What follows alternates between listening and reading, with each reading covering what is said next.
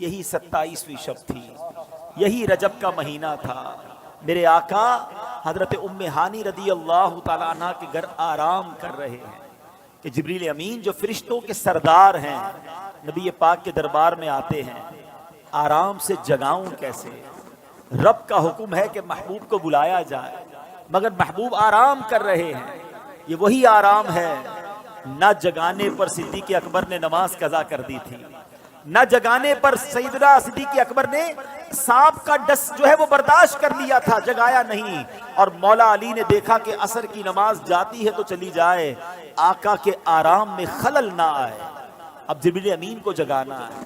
اللہ اکبر، بلاوا رب کی طرف سے ہے۔ تو اعلیٰ حضرت نے گویا قصیدہ معراج میں کہا کہ فرمایا یہی سما تھا کہ پے کے رحمت، خبر یہ لایا کہ چلیے حضرت، ذرا سمجھیے گا بات کو، کیا خبر لایا کہ چلیے حضرت تمہاری خاطر کشادہ ہیں۔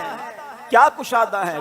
جو کلیم پر بند راستے تھے۔ نبی پاک کو حتیم میں لایا گیا، وہاں نبی پاک کے سینہ اقدس کو چیرا گیا اور اس میں نور کی برسات کی گئی، حکمتیں داخل کی گئی، پھر سینہ اقدس کو بند کر دیا گیا۔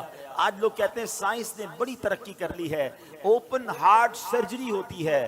سنو، 1450 سال پہلے ایک بار نہیں، نبی پاک کی 4 بار اوپن ہارٹ سرجری ہوئی، مگر یہ کیسی سرجری تھی؟ نہ کوئی تکلیف ہے، آقا دیکھ رہے ہیں کہ دل کو باہر نکالا گیا ہے اور نبی پاک کے سامنے نور ڈالا جا رہا ہے۔ اللہ اکبر، یہ بھی نبی پاک کا معجزہ ہے۔ اور پھر وہ سفر شروع ہوتا ہے۔ اب نبی پاک مکہ پاک سے بیت المقدس جاتے ہیں۔ سبحان اللہ، بیت المقدس کا سفر یہ براق پر کیا جاتا ہے۔ نبی پاک علیہ الصلوۃ والسلام اب پہنچتے ہیں اس جگہ پر جسے ہم بیت المقدس کہتے ہیں۔ بیت المقدس ویسے بھی دیکھنے کی بڑی تمنا ہے، لیکن جب سے یہ پڑھا ہے اور جب پڑھتے ہیں ایک دل میں عجب تمنا جاگ اٹھتی ہے۔ ذرا سوچو تو صحیح کہ کائنات میں ایسی نماز نہ اس سے پہلے ہوئی نہ اس کے بعد ہوگی، جب اس کائنات کے سب سے بہترین افراد یعنی انبیاء کرام کم و بیش 1,24,000 آل ٹوگیدر ونس ٹائم، ایک ہی وقت میں وہ بیت المقدس میں موجود ہیں، صفے تیار ہیں، مؤذن فرشتے ہیں، اقامت دینے والے جبریل امین ہیں۔ اور اب جبریل امین نے عرض کیا حضور اب آپ امامت فرمائیے، امام الانبیاء میرے آقا امامت فرما رہے ہیں۔ سبحان اللہ، سیدی اعلیٰ حضرت امام اہل سنت بڑی پیاری بات لکھتے ہیں، فرماتے کہ وجہ کیا تھی؟ معراج کی رات کی جماعت کیوں جو ہے وہ سجائی گئی، یہ بلایا کیوں گیا سب کو؟ سبحان اللہ، رہتی دنیا کو یہ بتانا تھا۔ اعلیٰ حضرت کہتے ہیں نماز اقصا میں تھا یہی سر، سر کہتے راز کو، یہاں کہتے ظاہر ہونا۔ فرماتے نماز اقصا میں تھا یہی سر، یہی راز تھا کہ ایاں ہو مانائے اول آخر، پتہ چل جائے دنیا کو کون اول ہے کون آخر ہے دست بستہ پیچھے حاضر، سارے ہاتھ باندھے کھڑے ہیں، کون؟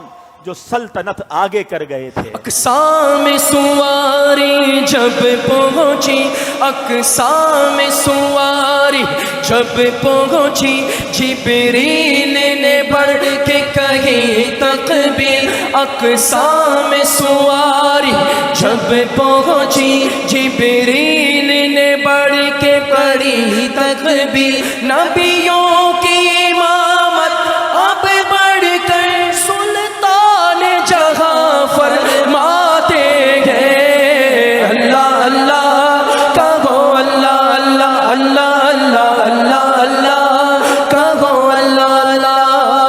اب نماز سے میرے آقا فارغ ہوئے، اب آسمان کے سفر کی تیاری ہے۔ اب سفر آسمان میں وہی براق ہے، وہی بارات ہے، وہی دولہا ہے، وہی باراتی ہیں۔ آن کی آن میں پہلا آسمان آ گیا، اور اللہ کے حبیب کا یہ سفر کتنا فاسٹ ہوا، نبی پاک آگے بڑھتے گئے، اب سدرۃ المنتہا آ گیا۔ اب یہاں جو ساتھی ہے جو ام ہانی کے گھر سے لے کر ساتھ جا رہے جبریل امین، وہ عرض کرتے ہیں کہ حضور بس اب یہاں سے آگے میں نہیں جا سکوں گا، یہ میری لمٹ ہے، اس سے آگے گیا تو میرے پر جل جائیں گے۔ اللہ اکبر، اب اس کے آگے فقط رب کے حبیب جا رہے ہیں۔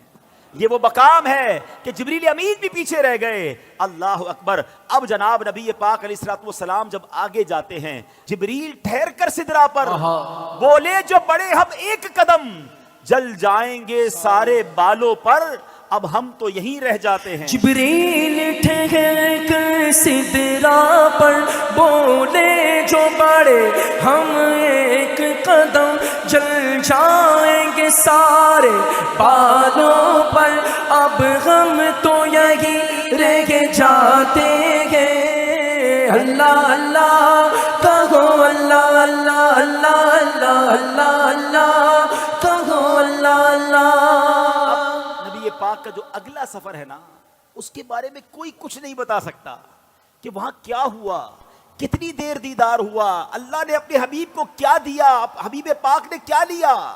وہ ایسی راز کی باتیں ہیں، وہ ایسی کرم کی باتیں ہیں کہ جتنا اللہ کریم نے قرآن میں بتایا اور جتنا حبیب پاک علیہ الصلوۃ والسلام نے ہمیں آ کر بتایا، اس کے علاوہ کوئی اس کے بارے میں نہیں جانتا۔ تو اب یہ وہ سفر ہے میٹھے اسلامی بھائیوں کہ جب نبی پاک علیہ الصلوۃ والسلام یہ سفر کر کے واپس آئے، یہ عظیم سفر ہے، جنت کے طبقات دکھائے، جہنم کے مشاہدات کیے، آل ٹوگیدر جب یہ سفر کر کے نبی پاک واپس آتے ہیں تو آج لوگ کہتے ہیں جناب کہ بڑی سائنس نے ترقی کر لی ہے، بڑا مہینوں کا سفر دنوں میں، دنوں کا سفر منٹوں میں طے ہوتا ہے۔